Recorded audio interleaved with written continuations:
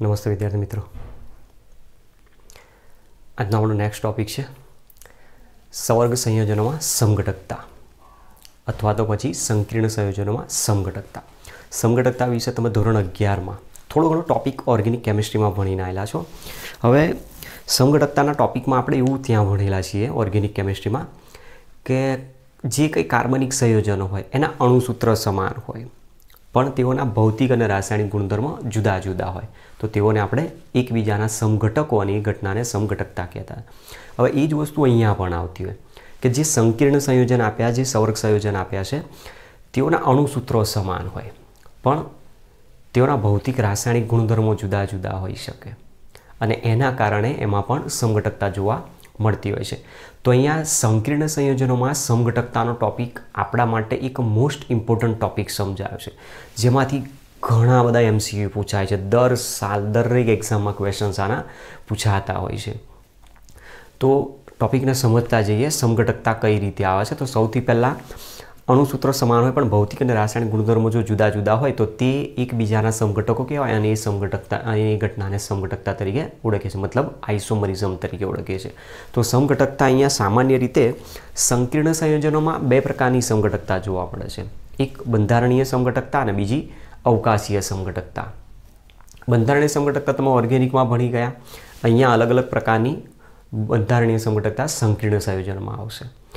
Organic કેમિસ્ટ્રીની અંદર hello alkane hello arene આના પછી જે 10મું ચેપ્ટર છે આપેલું આપણી બુકમાં, એ હેલો આલ્કેન હેલો એરિનમાં આપણને સ્ટીરિયો કેમિસ્ટ્રી આપેલું છે. સ્ટીરિયો કેમિસ્ટ્રીમાં તમે ભણેલા છો, ધોરણ 11માં પણ તમે સમઘટકતા વિશે એ ભણી ગયેલા છો થોડો ઘણો પોઈન્ટ, જેને આપણે અહીંયા કોમ્પ્લેક્સ કમ્પાઉન્ડમાં યુઝ કરવાનું છે. તો સંકીર્ણ સંયોજનો બે પ્રકારની સમઘટકતા દર્શાવે છે, એક બંધારણીય સમઘટકતા અને બીજી અવકાશીય સમઘટકતા. તો ટોપિક આપણો શરૂ કરીએ આજનો સમઘટકતા.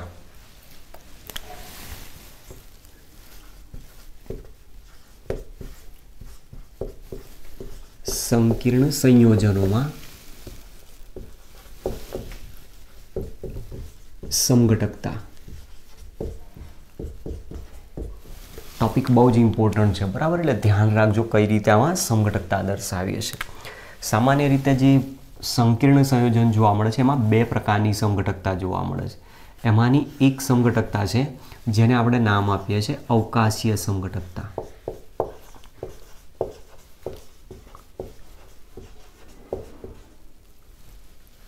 અવકાશીય સમઘટકતા મતલબ સ્ટીરિયો આઇસોમરિઝમ જેને કહેવામાં આવે છે. અને બીજી સમઘટકતા છે બંધારણીય સમઘટકતા.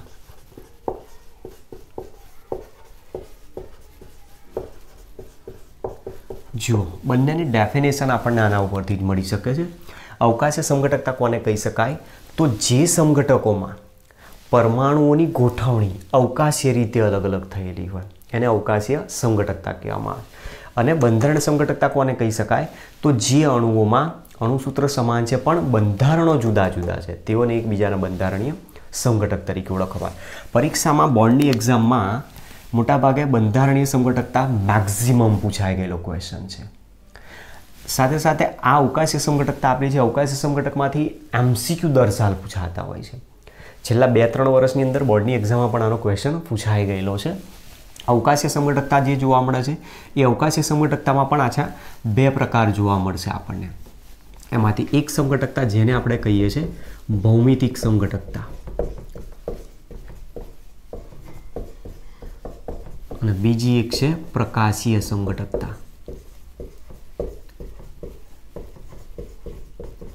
જેમાં તમે જુઓ ભૌમિતિક સમઘટકતા વિશે તમે ભણી ગયા છો ધોરણ 11ના હાઇડ્રોકાર્બનના ચેપ્ટરમાં આલ્કીન સંયોજનોના રાસાયણિક ગુણધર્મોમાં આવતો હતો પોઈન્ટ આ. ત્યાં તમે સીસ અને ટ્રાન્સ એવી ભૌમિતિક સમઘટકતા ભણી ગયેલા છો. પ્રકાશીય સમઘટકતા તમે હેલો આલ્કેન હેલો એરિનના સ્ટીરિયો કેમિસ્ટ્રીમાં પણ ભણી ગયા છો. ધ્રુવીભૂત પ્રકાશના તલનું કોણાવર્તન કરી શકતા હોય તે ઘટકો પ્રકાશ ક્રિયાશીલતા દર્શાવે છે અને એને પ્રકાશીય સમઘટકો તરીકે ઓળખે છે. તો અહીંયા સંકીર્ણ સંયોજનોમાં પણ ભૌમિતિક સમઘટકતા પ્રકાશીય સમઘટકતા જોવા મળે છે. તો કઈ રીતે શોધવાની એને ઓળખવાનું છે. અને બંધારણીય સમઘટકતા 4 અલગ અલગ પ્રકારની આપેલી છે. એ ટોપિક આપણે અલગથી સમજવાનો છે, બરાબર? 3 પ્રકારની મતલબ સમઘટકતા બતાવવાની: ભૌમિતિક સમઘટકતા, પ્રકાશીય સમઘટકતા અને બંધારણીય સમઘટકતા. એમાં સૌથી પહેલો આજનો આપણો જે ટોપિક છે એ ભૌમિતિક સમઘટકતાનો છે. ટોપિક થોડોક બ્રોડ છે, ટેક્સ્ટબુકની અંદર થોડો શોર્ટ કરી નાખ્યો છે. આપણે આને વિસ્તારથી સમજવાનો પ્રયત્ન કરવાનો છે અને ધ્યાનથી સમજતા જજો કઈ રીતે આ સમઘટકોને દર્શાવીએ છીએ. ચલો તો શરૂઆત કરીએ છીએ આજે અવકાશીય સમઘટકતાથી. અવકાશીય સમઘટકતા કોને કહી શકાય? તો જે સંકીર્ણ સંયોજનોના અણુસૂત્રો સમાન હોય પણ એમાં રહેલા જે પરમાણુની ગોઠવણી છે એ અવકાશીય રીતે જુદી જુદી થયેલી હોય તેને અવકાશીય સમઘટક કહેવાય. હવે ભૌમિતિક સમઘટકતાની વાત કરીએ તો સૌથી પહેલો આપણો જે પોઈન્ટ છે જીઓમેટ્રિકલ આઇસોમરિઝમ જેને કહી શકાય. ભૌમિતિક સમઘટકતા.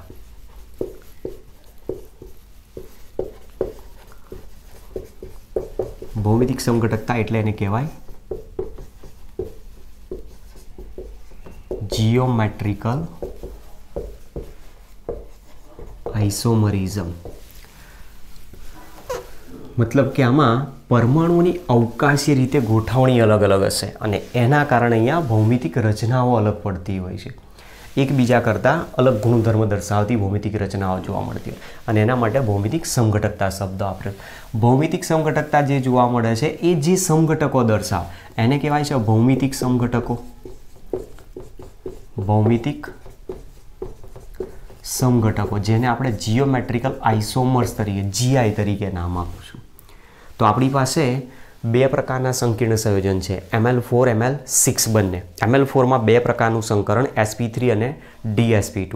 ML6ની અંદર sp3d2d2 sp3 સંકરણ છે અને એવા સંકીર્ણ સંયોજનોમાં જીઓમેટ્રિકલ આઇસોમર જોવા મળે છે કે નથી જોવા મળતા એને સાબિતી આપવાની છે, સમજાવવાનું છે.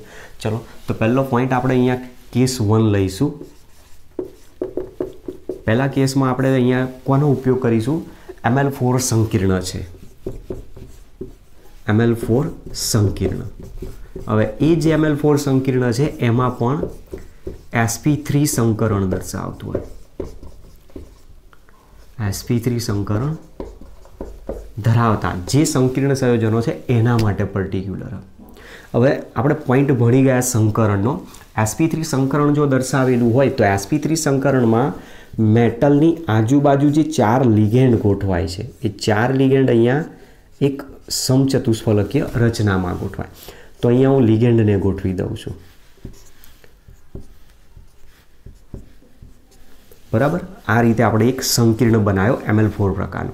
હવે આની અંદર ઘટના એવી જોવા મળે છે કે ભૌમિતિક સમઘટકતામાં શું હોય? અવકાશીય રીતે ગોઠવણી અલગ અલગ થતી હોય છે. આપણે સીસ અને ટ્રાન્સ જે ભણી ગયા એમાં શું કરતા? દ્વિબંધ ધરાવતા કાર્બન ઉપર બે પરમાણુ અથવા ક્રિયાશીલ સમૂહની અવકાશીય ગોઠવણી અલગ અલગ. અહીંયા પણ એ જ હોય. મેટલ સાથે જોડાયેલા જે લિગેન્ડ છે લિગેન્ડની અવકાશીય ગોઠવણી અલગ અલગ કરવામાં. હવે અહીંયા જે લિગેન્ડ મેં ગોઠવ્યા છે, સપોઝ માની લો કે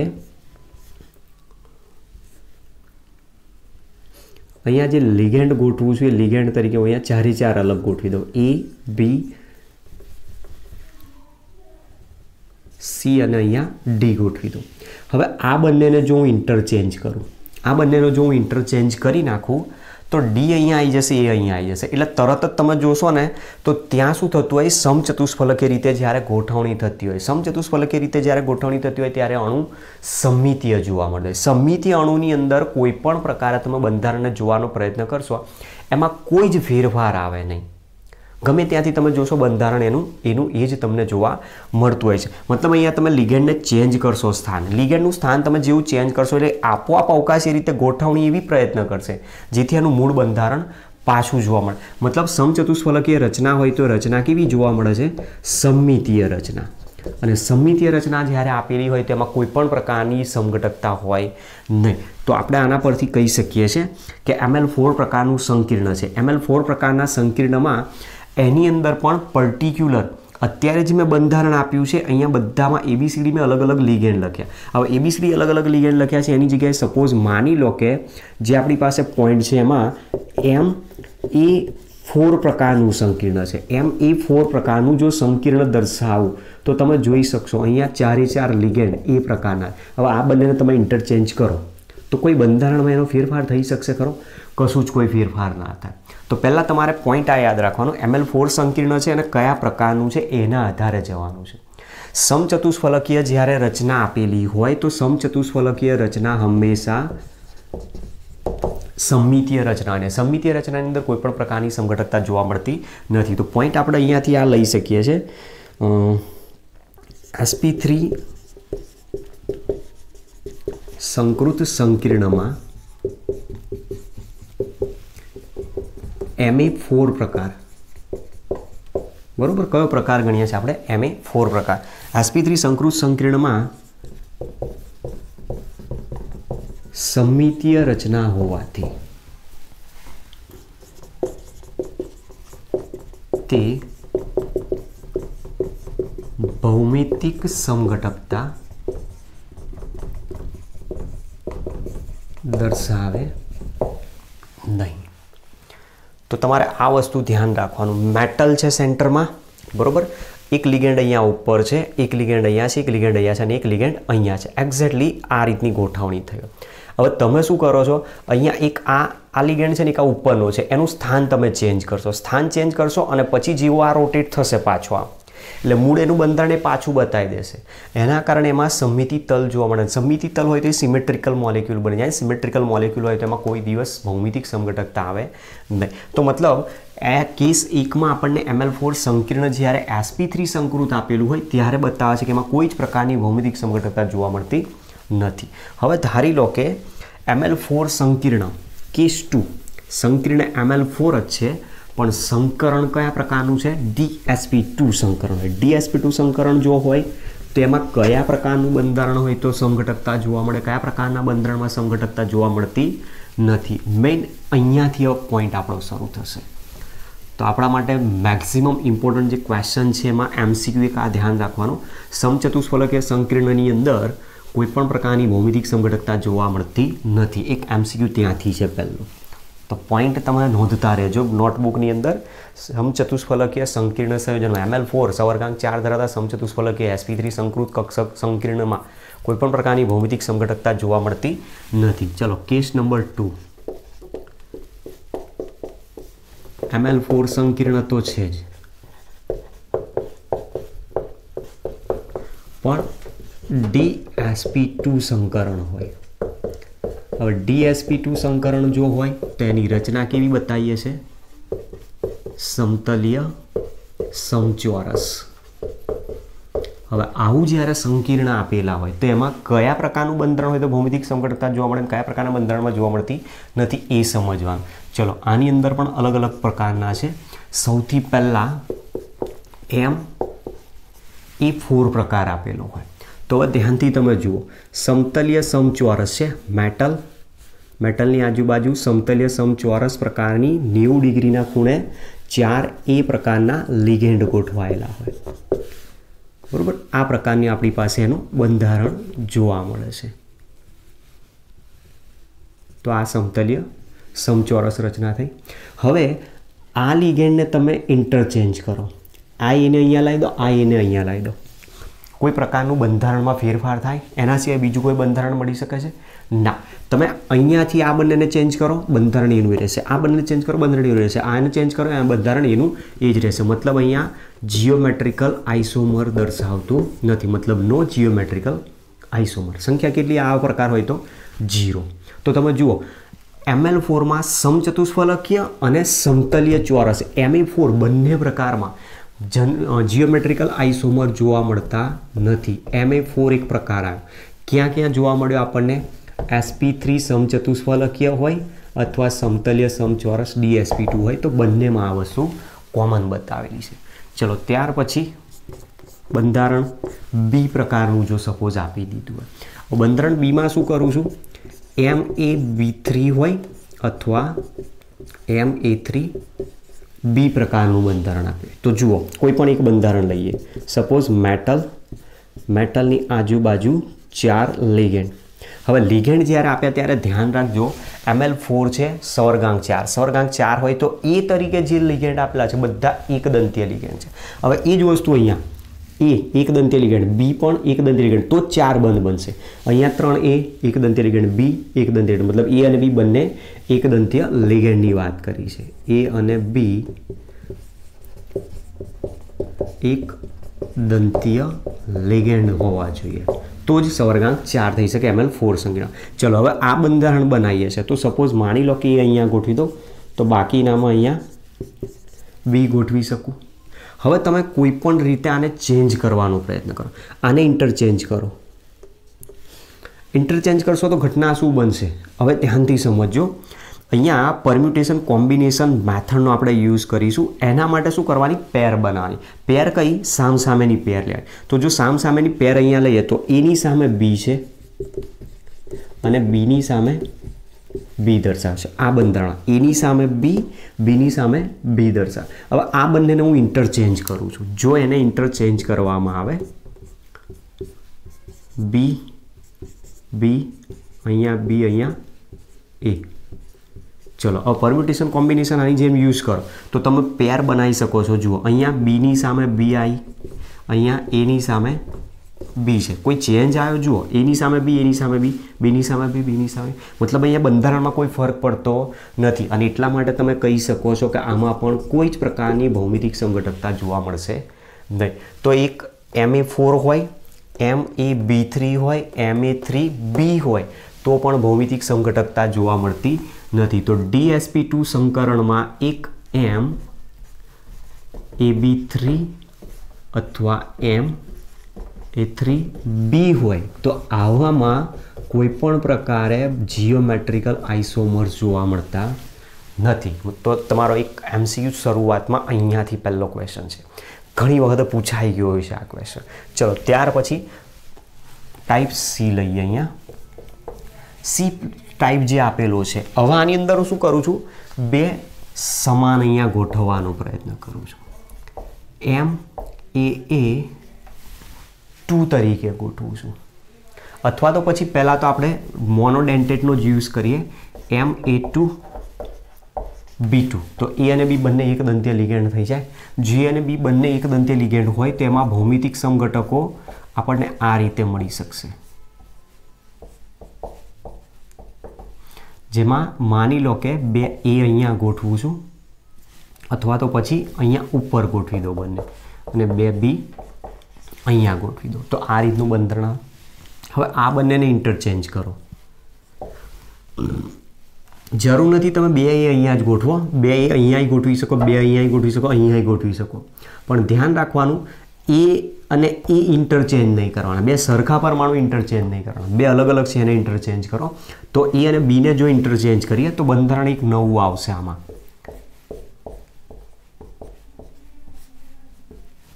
જેમાં તમે જુઓ એની જગ્યાએ આવે છે બી અને બીની જગ્યાએ આવી ગયો એ. અહીંયા છે એ અને અહીંયા છે એ. તો હવે તમે જુઓ પરમ્યુટેશન કોમ્બિનેશનનો અહીંયા યુઝ કરી જુઓ. એની સામે બી છે તો મતલબ પેર આઈ એ બી. એ જ પ્રમાણે એની સામે બી તો પેર આઈ એ બી. જ્યારે અહીંયા તમે જુઓ એની સામે એ છે અને બીની સામે બી તો બંને અલગ અલગ પ્રકારના બંધારણ બતાવ્યા છે. અને આ બંધારણ કે જેમાં બંને સમાન લિગેન્ડ એક જ બાજુ હોય, બંને સમાન લિગેન્ડ એક જ બાજુ, બંને બી એક બાજુ છે, બંને એ એક બાજુ છે, તો એવા પ્રકારના સમઘટકને સીસ સમઘટક તરીકે ઓળખવામાં આવે. અને જ્યારે બંને સમાન વિરુદ્ધ બાજુએ ગોઠવાયેલા હોય તો એને ટ્રાન્સ સમઘટક તરીકે ઓળખવામાં આવતો હોય છે. તો આની અંદર ભૌમિતિક સમઘટક તમે જોઈ શકો છો કે બે પ્રકારના ભૌમિતિક સમઘટક જોવા મળે છે. મતલબ અહીંયા બે જીઆઈ જીઓમેટ્રિકલ આઇસોમર્સ આપણને જોવા મળતા હોય. તો જીઆઈની સંખ્યા આમાં ટોટલ કેટલી થશે? 2 થશે. હવે આના એક્ઝામ્પલ સમજાવવાના છે. તો એક્ઝામ્પલ તરીકે PTNS3 ટ્વાઇસ Cl2 બરાબર, જેનું નામ છે પ્લેટિન. સમજાવું છું આગળ. ચલો એક આ એક્ઝામ્પલ છે. પછી એના સિવાય PTPy2 Cl2 પણ તમે વાપરી શકો છો. ચલો પછી CO NS3 2 NO3 2 આ રીતનું સંકીર્ણ પણ આપણે વાપરી શકીએ છીએ આમાં.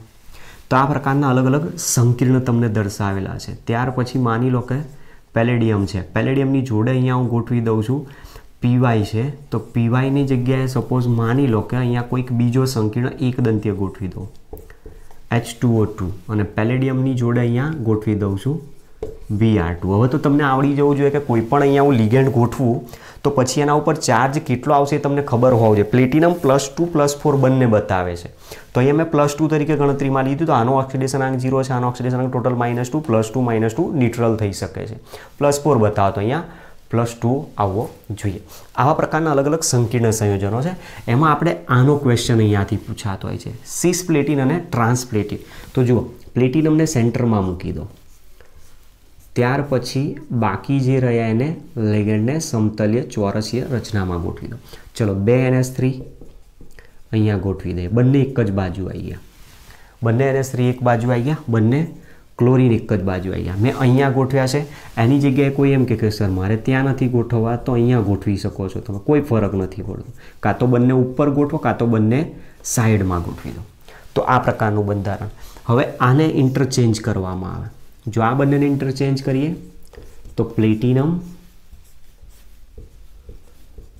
અને અહીંયા આવશે NH3 Cl Cl અને અહીંયા છે NH3. તો તમે આની સાથે કમ્પેર કરી જુઓ. જો બંને સમાન એક જ બાજુ હોય તો આને કહેવાય સિસ પ્લેટિન, અને જો બંને સમાન સામસામે હોય તો આને કહેવાય ટ્રાન્સ પ્લેટિન. પ્રશ્ન અહીંયાથી પૂછાયેલો છે, સિસ પ્લેટિનનો પ્રશ્ન. સિસ પ્લેટિન જે જોડા દર્શાવેલું છે સંયોજન, એ એન્ટીનિયોપ્લાસ્ટિક એજન્ટ તરીકે અથવા તો પછી કેન્સરની ગાંઠોને વૃદ્ધિને અટકાવવા માટે વપરાતી જે દવાઓ છે એ કેમોથેરાપીમાં, કેન્સર થેરાપીમાં સિસ પ્લેટિનનો યુઝ કરવામાં આવતો હોય છે દવા તરીકે. તો આ એક ક્વેશ્ચન યાદ રાખજો, કેન્સર થેરાપીમાં કેમોથેરાપેટિક એજન્ટ તરીકે, કેમોથેરાપેટિક ડ્રગ્સ અથવા એજન્ટ તરીકે વપરાય છે. હવે કેમ આનો જ યુઝ કર્યો એનું પણ તમને એક ઉદાહરણ સમજાવું. તમે સિસ અને ટ્રાન્સ ભૌમિતિક સમઘટકતા જે ભણી ગયેલા છો એની અંદર તમે બતાવ્યું હતું કે જ્યારે અહીંયા સમજો, આલ્કીનમાં તમે ભણેલા છો આ રીતે CH3 સિસ ટ્યુબ્યુટીન અને ટ્રાન્સ ટ્યુબ્યુટીન માટે આ રીતનો આપણી પાસે છે. તો આની અંદર આની દ્વિધ્રુવી ચાક માત્રા આમ આવે, આની દ્વિધ્રુવી ચાક માત્રા આમ જતી હોય છે. જ્યારે તમે ટ્રાન્સ સમઘટક લો છો તો ટ્રાન્સ સમઘટકમાં CH3 અહીંયા છે, CH3 એક અહીંયા છે. તો આની દ્વિધ્રુવી ચાક માત્રા આમ જતી હોય, આની દ્વિધ્રુવી ચાક માત્રા આમ જતી હોય. હાઇડ્રોજન છે, આની દ્વિધ્રુવી ચાક માત્રા કાર્બન તરફ જાય, આની દ્વિધ્રુવી ચાક માત્રા આ તરફ જાય. બરોબર? તો તમે જોઈ શકો છો. જુઓ આમાં શું થતું હોય છે, આ બંનેની દ્વિધ્રુવી ચાક માત્રા અલગ હોય, આ બંનેની અલગ હોય, પણ આ બંનેની વધારે હોય. તો એ બંને એકબીજાની વિરુદ્ધ દિશામાં ભલે જાય છે, આમ ઉપર જાય છે, પેલી નીચે આવે, પણ એ અસર પૂરેપૂરી 0 ના કરે. જ્યારે અહીંયા 2 મિથાઇલની એકબીજાની સામસામે 0 કરી નાખશે, 2 હાઇડ્રોજનની એકબીજાની સામસામે 0 કરી નાખશે, અને એટલે એની નેટ ડાયપોલ મુમેન્ટ 0 થઈ જાય. જ્યારે અહીંયા net dipole moment not equal to 0 થઈ જાય. અને જેમાં ડાયપોલ મુમેન્ટ 0 થઈ જાય એ સ્થાયી વધારે હોય. ખ્યાલ આવે છે? અધ્રુવીય અણુ બની ગયો, સ્થાયી વધારે હોય, સ્થિરતા વધારે હોય, તેની સક્રિયતા ઓછી. જ્યારે આની સ્થિરતા ઓછી છે, સક્રિયતા આની વધારે. તો કયો સમઘટક સક્રિય વધારે ગણાય? સિસ સમઘટક. અને સિસ સમઘટકની સક્રિયતા વધારે હોવાથી સિસ પ્લેટિન જ કેમોથેરાપ્યુટિક એજન્ટ તરીકે ત્યાં યુઝ થતો હોય. તો તમારે એક આ ક્વેશ્ચન અહીંયાથી યાદ રાખવાનો. સાથે સાથે બંધારણો પણ પૂછે છે, નામ તમને આપી દીધા, એનું બંધારણ દર્શાવવાનું પૂછે કે ભૌમિતિક સમઘટકનું બંધારણ દર્શાવો. ચલો, તો આ એક બીજો પોઈન્ટ લીધો છે. આમાં ક્વેશ્ચન બહુ જ સરસ આપ્યો છે, ઇમ્પોર્ટન્ટ છે, ધ્યાનથી ખાલી સમજવાનો પ્રયત્ન કરજો.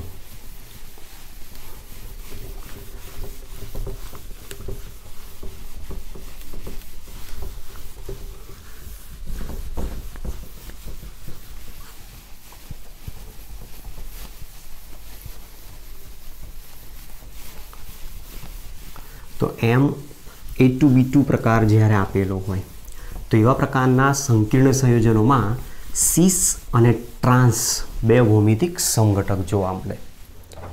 ચલો, ત્યાર પછી નેક્સ્ટ પોઈન્ટ એમાં ડી,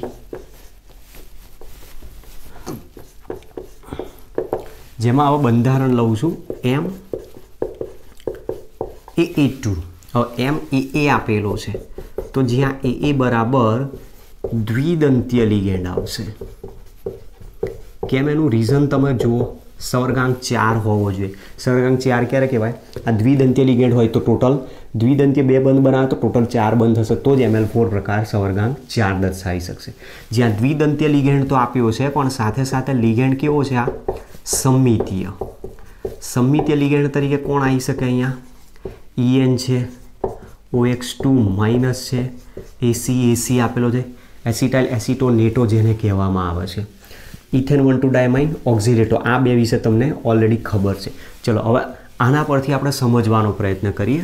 તો સંકીર્ણ તમને આપેલું છે મેટલ, મેટલની જોડે હું અહીંયા આ બેમાંથી કોઈ એક લિગેન્ડ જોડવાનો પ્રયત્ન કરું। ધ્યાનથી સમજો, આ બેમાંથી કોઈ એક લિગેન્ડ જોડવાનો પ્રયત્ન કરો।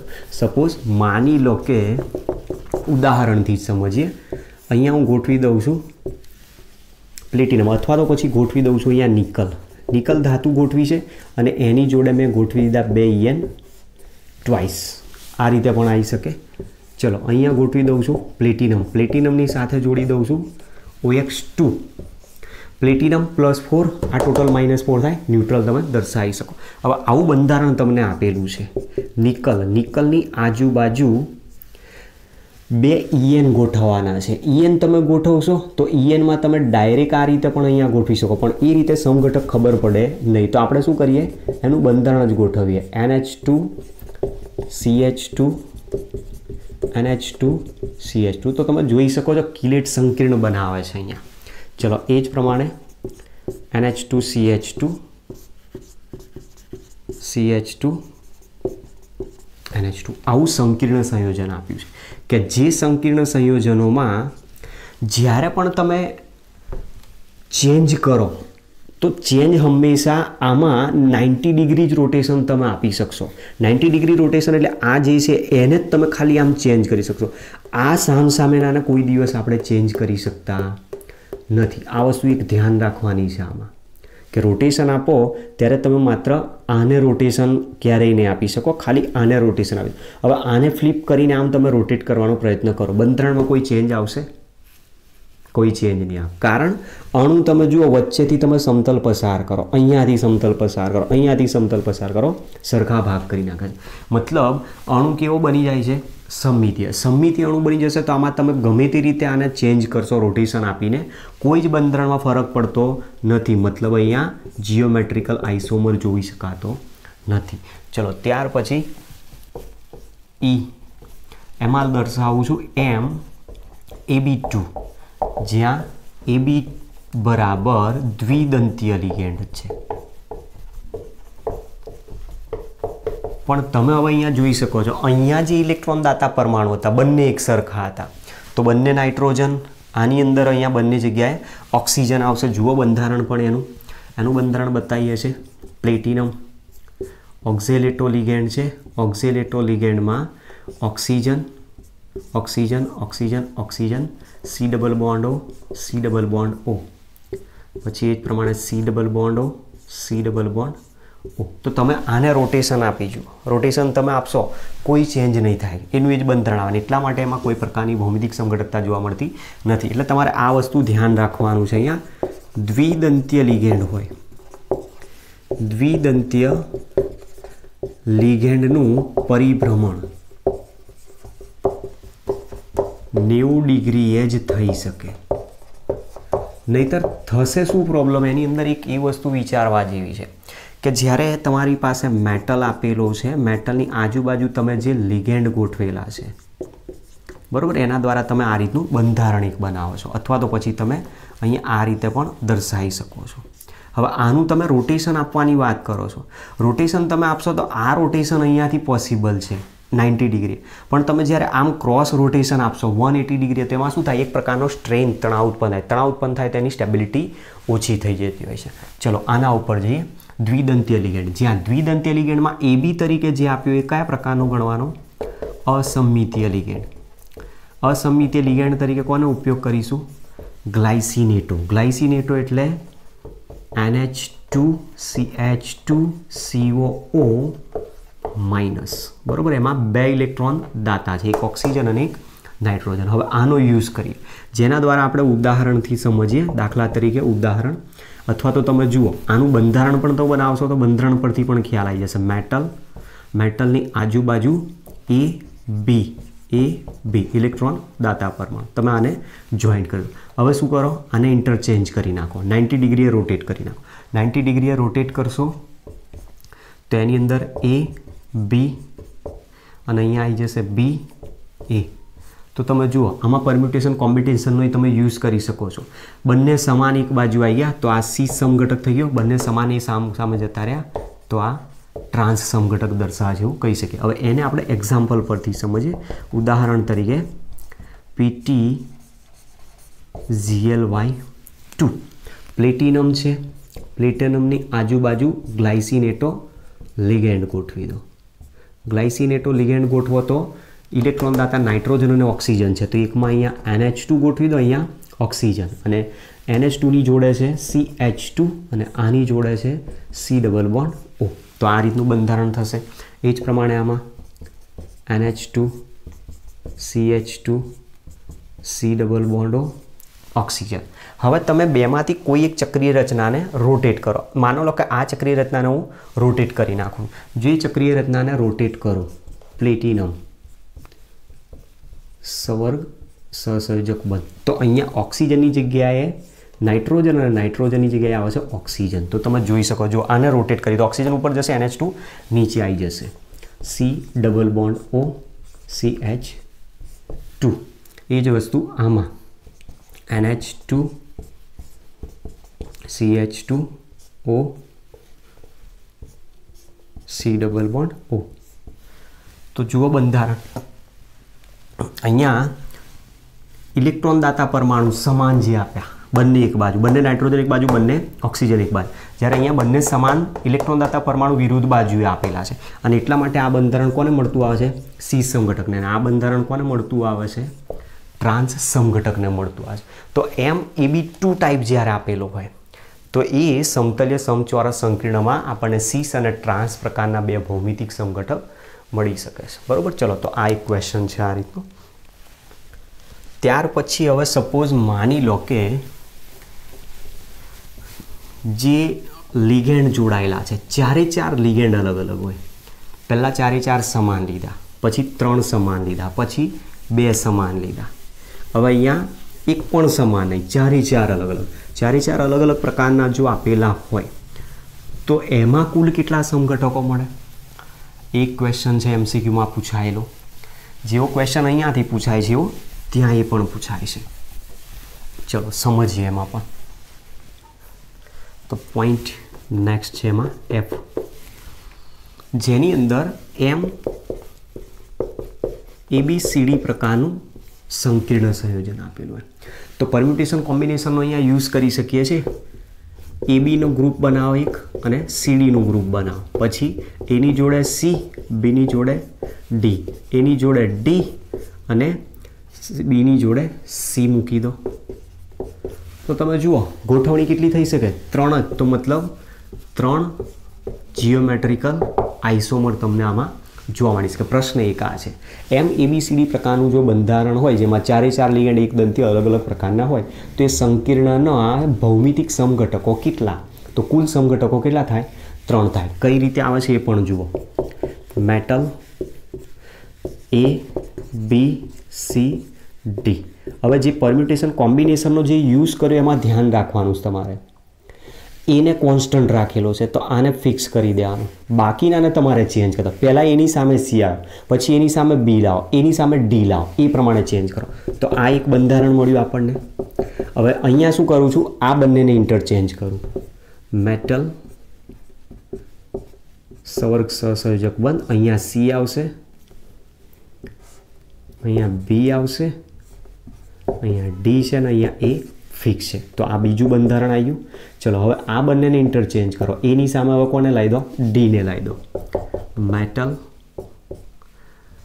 B D C A fix કરી દો આને. તો આ બંધારણ નંબર 3. હવે ફરી તમે અહીંયા ઇન્ટરચેન્જ કરશો તો જે બંધારણો હતા એ પાછા આવવા માંડશે. મતલબ આને જો ઇન્ટરચેન્જ કરશો તો એની સામે C પાછો આવશે, બીની સામે ડી પાછો આવી જશે જે અહીંયા આપેલો છે. તો બંધારણ પાછા એ નહીં આવશે. તો ટોટલ જીઓમેટ્રિકલ આઇસોમર કેટલા કહેવાય? 3 કહેવાય. જેમાંથી એક ટ્રાન્સ છે ને બે સીસ પ્રકારના. હવે ટ્રાન્સ કયો કહેવાય? તો એની સામે જ્યાં બી દેખાય છે અંગ્રેજી મૂળાક્ષર, એની સામે બી ને સીની સામે ડી, ક્રમિક અંગ્રેજી મૂળાક્ષર જ્યાં સામ સામે આપેલા છે એ ટ્રાન્સ સમઘટક કહેવાય. અને જે બાકી રહી ગયા એ સીસ સમઘટક છે. તો ટોટલ 3 સમઘટક છે, એમાંથી એક ટ્રાન્સ વત્તા 2 સીસ પ્રકારના સમઘટકો છે એવું આપણે કહી શકીએ. તો ML4 પ્રકારનું સંકીર્ણ આપ્યું હોય તો તમને આટલા પ્રકારની અંદર એમાં ભૌમિતિક સમઘટકતાઓના પોઈન્ટ મળી શકતા હોય. હવે આપણી પાસે ML4 તો થઈ ગયો, ML6 પણ છે હજુ. ML6માં પણ ભૌમિતિક સમઘટકતા જોવા મળી શકે છે. તો જોઈએ ML6માં ભૌમિતિક સમઘટકતા કઈ રીતે સમજાવી શકાય, કયા કયા પ્રકારની હોઈ શકે છે, મતલબ સવર્ગાંક 6 આપેલો હોય એના માટે. પર્ટિક્યુલર આપણે જે સમઘટકતાઓ આપી છે એ જ પોઈન્ટ સમજવાનો છે.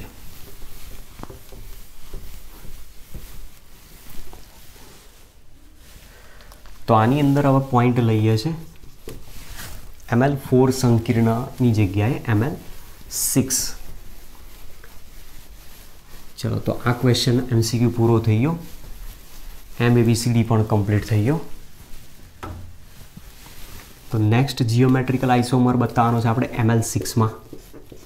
ML6 મતલબ સવર્ગાંક 6 આપેલો હોય, જેમાં આપણે હાઇબ્રિડાઇઝેશન બતાવીએ છીએ sp3d2 અથવા d2sp3, 2 પ્રકારના ભૌમિતિક રચનાઓ જોવા મળતી અને સંકરણ જોવા મળે, જેમાં અલગ અલગ પ્રકારના ભૌમિતિક સમઘટકો જોવા મળે. એમાં એક પહેલો આપણને સમજાયો કે જેમાં MA2B4 આપેલો હોય અથવા MA4B2 આપેલો હોય, જ્યાં A અને B બંને એકદંતીય લિગેન્ડ હોવા જોઈએ. A અને B એકદંતીય લિગેન્ડ છે, આવું આપણને આપેલું છે. જેમાં તમે જુઓ 2 A પ્રકારના હોય તો 4 B પ્રકારના, 4 A પ્રકારના હોય તો 2 B પ્રકારના, બંને એક સરખું જ બતાવે. એમાં બંધારણ કઈ રીતે આવે જુઓ. મેટલની આજુબાજુ 4 B છે, એ 4 B ને અહીંયા ગોઠવી દો એક સમતલીય સમચોરસ રચનામાં, અને 2 A જે છે એને ઉપર અને નીચે ગોઠવી દો આ રીતે. તમે આના પરથી કહી શકો આ કયો સમઘટક હશે, સીસ હશે કે ટ્રાન્સ.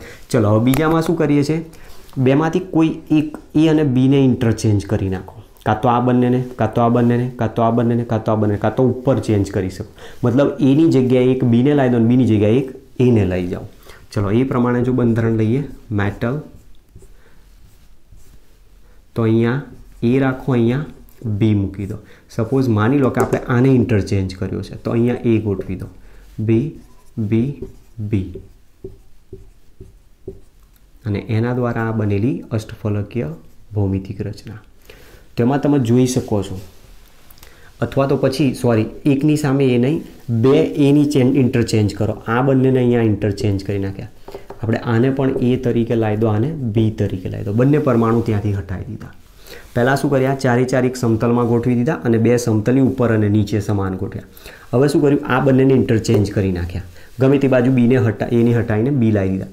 તો હવે તમે જોઈ શકો છો, જુઓ 2 સમાન એ એક જ બાજુ, 2 સમાન B એક જ બાજુ. તો આ સમઘટક કોને મળતો આવે છે, સી સમઘટક. જ્યારે તમે આમાં જુઓ, આ એક સમતલીય સમચોરસ રચના, સમતલ બનાવે, એની ઉપર એની વિરુદ્ધ બાજુએ નીચે એ છે, તો મતલબ 2 વિરુદ્ધ બાજુએ સમાન હોય તો એ શું કહેવાય, ટ્રાન્સ સમઘટક તરીકે ઓળખવામાં. એક્ઝામ્પલ પરથી સમજીએ. દાખલા તરીકે એનું ઉદાહરણ FeH2O2 CN4 આ રીતનું છે આપણી પાસે. સપોઝ જેમાં H2O તટસ્થ લિગેન્ડ છે, CN ટોટલ -4 ઓક્સિડેશન નંબર બતાવશે. આ +3 તરીકે હોય તો અહીંયા વીજભાર શું આવશે, -1 તમે લઈ શકો છો. ચલો, બીજું ઉદાહરણ લઈએ. Cr H2Oની જગ્યાએ તમે મૂકી દો કાર્બોનિલ લિગેન્ડ. અહીંયા તમે Cnની જગ્યાએ મૂકી દો NO3 4 ટાઈમ્સ. તો Cr +3 હોય, આ ટોટલ -4 થશે, -1 અહીંયા તમે દર્શાવી શકો છો. અથવા તો પછી અહીંયા પ્લેટિનમ મૂકી દો. પ્લેટિનમની આજુબાજુ H2Oની જગ્યાએ મૂકી દો નાઇટ્રોસિલ લિગેન્ડ NO. નાઇટ્રોસિલ ના મૂકવો હોય તો તમે એની જગ્યાએ NH3 મૂકી દો.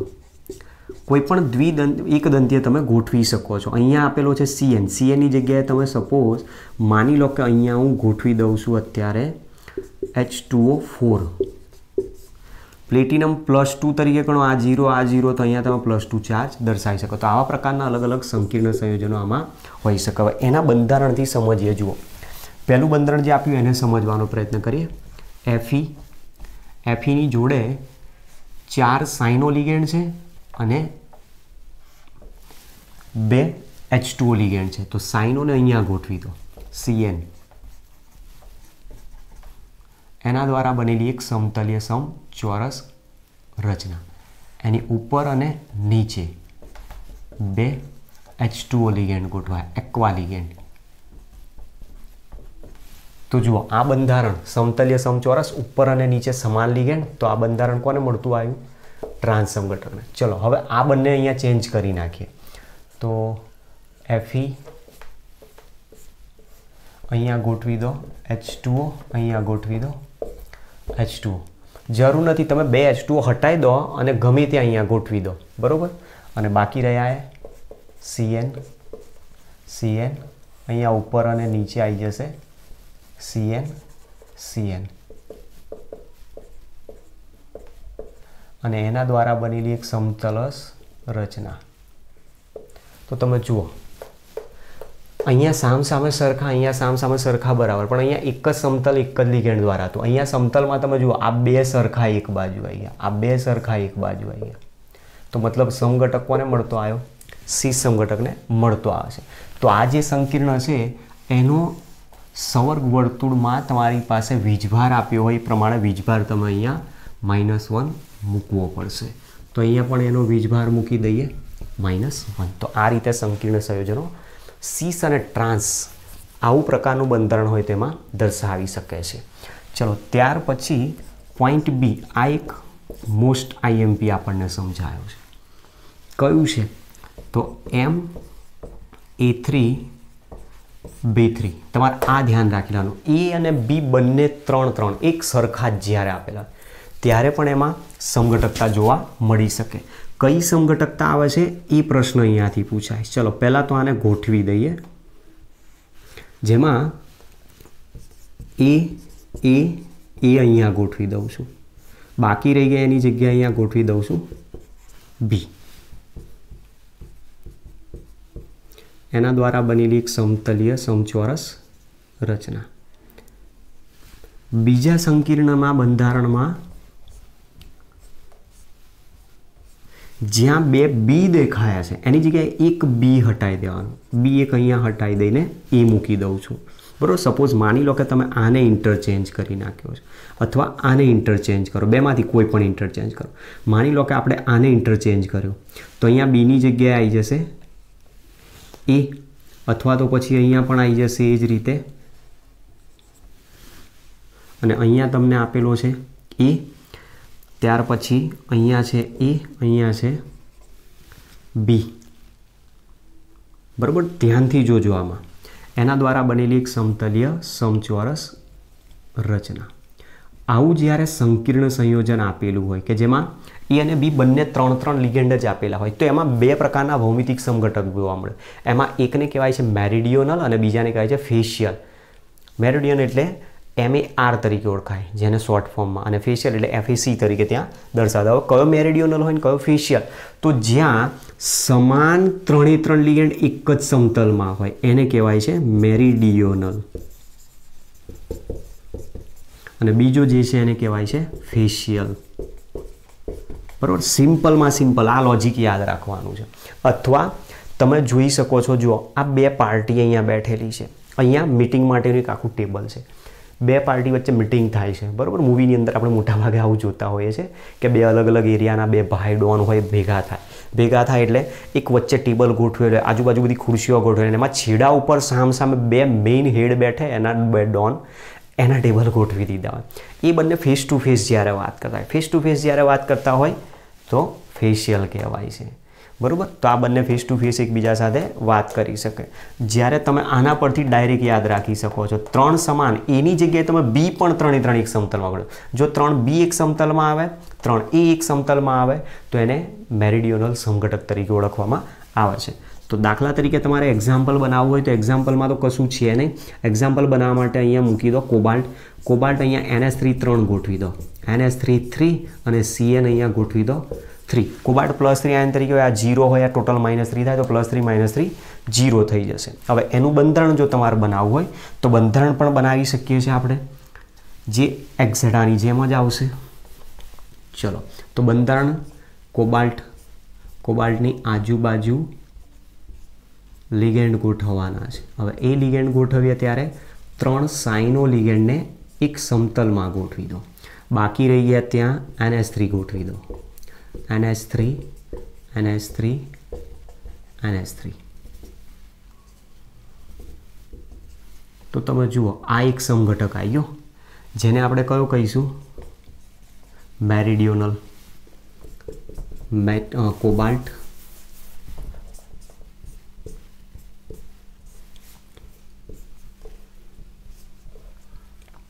એમાં અહીંયા ગોઠવી દઉં છું NH3, અહીંયા ગોઠવી દઉં છું સાઇનો અને અહીંયા NH3 Cn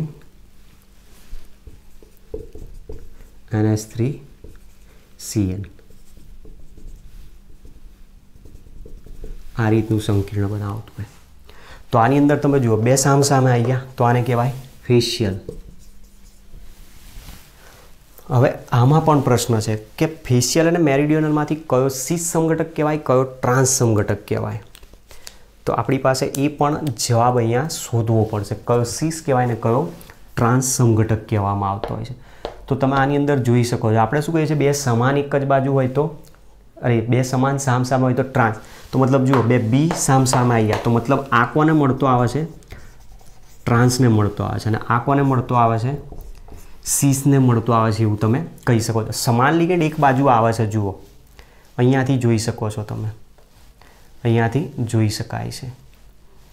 તો આપણે આ બધા પોઈન્ટમાં પડવાની કોઈ જરૂર નથી. એના કરતાં બેટર ક્વેશ્ચન કયો યાદ રાખો, MA3B3માં કયા પ્રકારના ભૌમિતિક સમઘટકો જોવા મળી શકે. તેમાં ફેશિયલ સમઘટક અને મેરિડિયોનલ પ્રકારના બે સમઘટકો જોવા મળી શકે છે. તો એક આ ક્વેશ્ચન આપણા માટે એક બહુ જ ઇમ્પોર્ટન્ટ છે.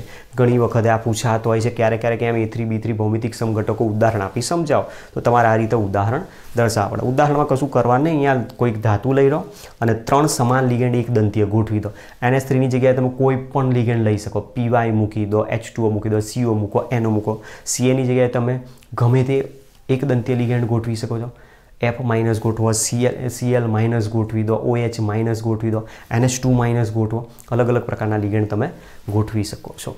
તો આ પ્રકારનો આજનો આપણો જે ટોપિક આપેલો છે, સંકીર્ણ સંયોજનોમાં ભૌમિતિક સમઘટકતાની સમજૂતી આપો. તો તમે જુઓ ક્વેશ્ચન કેટલો બધો લાંબો છે. ચોપડીની અંદર થોડુંક બ્રીફમાં શોર્ટકટમાં આપી દીધું છે. એમાંથી અમુક વખત ક્વેશ્ચન નથી પૂછાતા, ખાલી જસ્ટ સમજૂતી માટે આપ્યો એવું આપણને લાગે. એટલે આપણે જે ટોપિક લીધો છે આખો ડીપમાં સમજાવવાનો પ્રયત્ન કર્યો.